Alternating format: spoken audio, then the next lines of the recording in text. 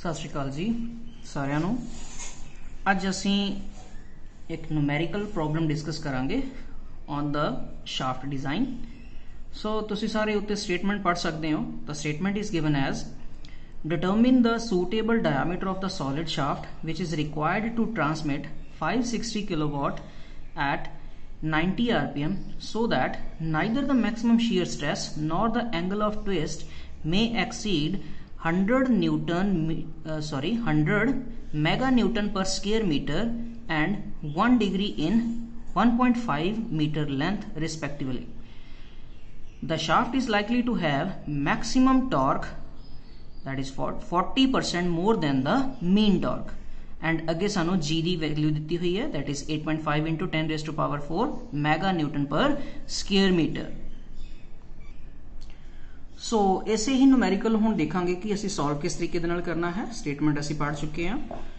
So statement दे विच दिता होया सी कि असी डायमीटर कैलकुलेट करना है। पावर सानू दिती हुई है 560 किलोवाट। किलोवाट्स नूं मैं कन्वर्ट कर लिया दैट इज इन वाट्स। हुण किलोवाट सी किलो दे विच मैनूं पता है 10 रेज़ टू पावर 3 हुंदे हन, मैगा दे विच 10 रेज़ टू पावर 6, गीगा दे विच 10 रेज़ टू पावर 9। सो इनूं मैं कन्वर्ट कर लिया दैट इज इन वाट्स। तो नैक्सट आरपीएम सानू दिते हुए सी दैट इज 90 आरपीएम। नैक्सट अगे शेयर स्ट्रेस की वैल्यू दी हुई सी कि शेयर स्ट्रेस जी है वो एक्सीड ना करे दैट इज 100 मैगा न्यूटन पर स्क्वेयर मीटर तो। सो वो साडे कोल आ गई दैट इज असी इनू कन्वर्ट कर लिया है मैगा न्यूटन नो न्यूटन्स दे विच एंड स्क्वेयर मीटर नो स्क्वेयर एमएम दे विच। तो सो सारे ही यूनिट्स जिहड़े ने वो मैं सिंपलीफाइड फॉर्म दे विच ले आने ने। सो सानू पता है कि मीटर्स नूं हुण स्क्वेयर एमएम दे विच किवें चेंज करांगे। So 1 metre is equals to 10 raise to power 3 mm and square metre is equals to 10 raise to power 6 mm। तो उत्ते भी हुण 10 रेज़ टू पावर 6 है, नीचे भी 10 रेज़ टू पावर 6 है, दोनों आपस दे विच कैंसल आउट हो जाएंगे और जो रेस्ट साडे कोल बचेगा दैट इज 100 न्यूटन पर स्क्वेयर mm। नैक्सट सानू एंगल ऑफ ट्विस्ट दिता होया सीगा दैट इज 1 डिग्री और वो चीज़ सानू पता है कि जो भी असी जदों कैलकुलेशन करनी होवे तो उदों असी कैलकुलेशन के टाइम ते कदे भी डिग्रीज सीधियां पुट नहीं करते, उन्होंने असी रेडियंस दे विच कन्वर्ट करते हैं। तो जो डिग्रीज नूं रेडियंस दे विच कन्वर्ट करना होवे तो असी मल्टीप्लाई करते हैं that is pi by 180। So angle साडे कोल आ गया that is 1 into pi by 180 into 1 pi by 180 radians. So next length है जी दैट इज 1.5 मीटर्स दी हुई सी, एमएम दे विच कन्वर्ट कर ली दैट इज 1500 mm बन गई।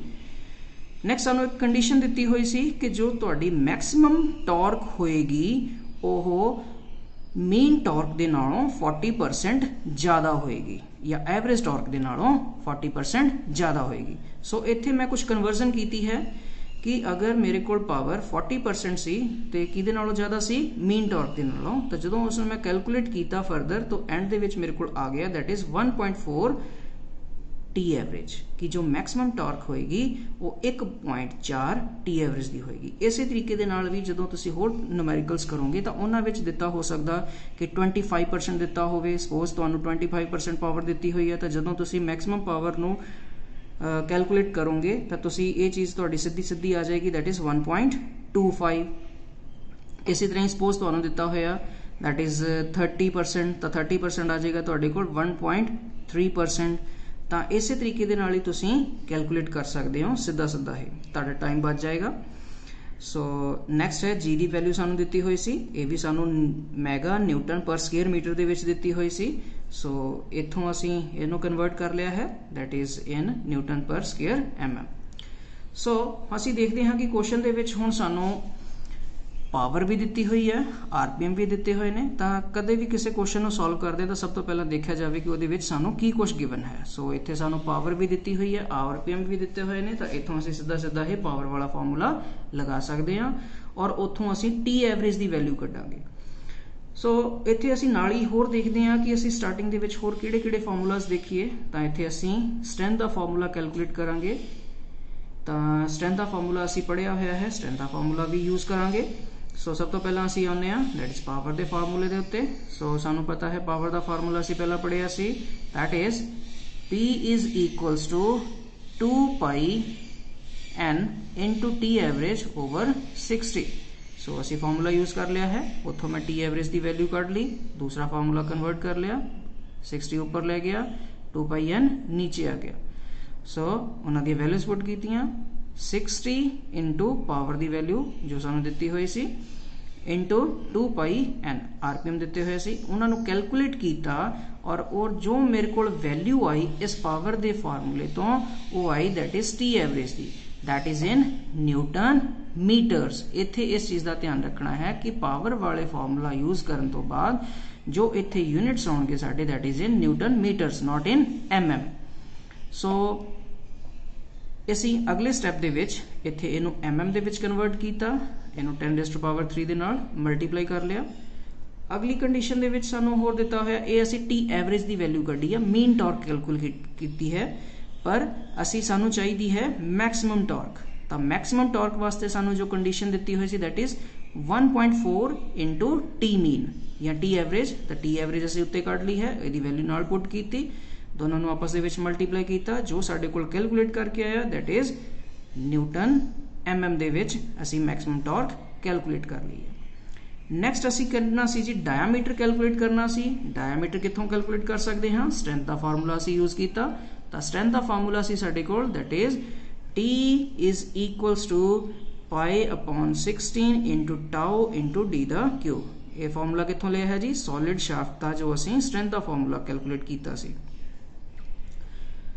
सो तुसी एक गल नोट की होगी कि इत्थे मैं टी मैक्सिमम यूज किया है। जदों भी किसी क्वेश्चन दे विच टी मीन ते टी एवरेज दे टी मीन या टी मैक्सिमम के बारे गल की होवे तां उस जगह ते इस जगह ते असी टी मैक्सिमम ही काउंट करांगे, और अदरवाइज जे सानू क्वेश्चन दे विच इस तरह की कोई कंडीशन नहीं दिती है तो उत्थे सीधा सीधा असी टी नू टी मैक्सिमम ही मान लांगे।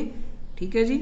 उस तो बाद इत्थों असी डी की वैल्यू कढ़नी सी तो डी क्यूब मैं बाहर कढ़ लिया, बाकी एज इट इज मेरे को फॉर्म बन गई है। इत्थे हुण वैल्यूज पुट कीतियां 16 इंटू जो असी टी मैक्सिमम की वैल्यू कढ़ ली सी पुट कीता, बाकी पाई इंटू टाउ कैलकुलेट करके साडे कोल ये चीज़ आ गई। इत्थे असी डी क्यूब की वैल्यू कढ़ ली है, हुण डी की वैल्यू कढ़नी है तो डी की वैल्यू इहदा क्यूब रूट करके ले लवांगे। तो सो क्यूब रूट किया असी, क्यूब रूट करके मेरे को जो value I that is 161.81 mm। तो इत्थों असी एक तरीके दे नाल इहदा डायमीटर कैलकुलेट कर लिया है।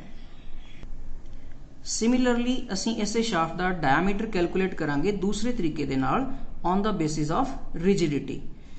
ये चीज़ असी क्यों करनी है, क्वेश्चन दे विच देखो हुण सानू जी की वैल्यू दी हुई सी, थीटा की वैल्यू दी हुई है, एल की वैल्यू दी हुई है।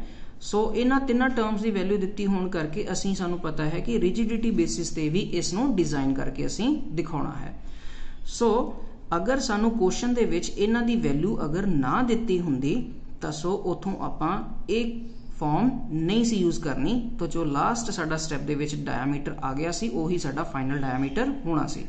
हुण असी इथों भी एक डायमीटर कैलकुलेट करांगे और दोनों नू कंपेयर करांगे कि दोनों दे विचों ग्रेटर वैल्यू किहड़ी है, वो साडा होएगा शाफ्ट दा रिक्वायर्ड डायमीटर। सो इत्थे असी टॉर्शन इक्वेशन पुट कीती है जी T/IP is equals to g⁻L।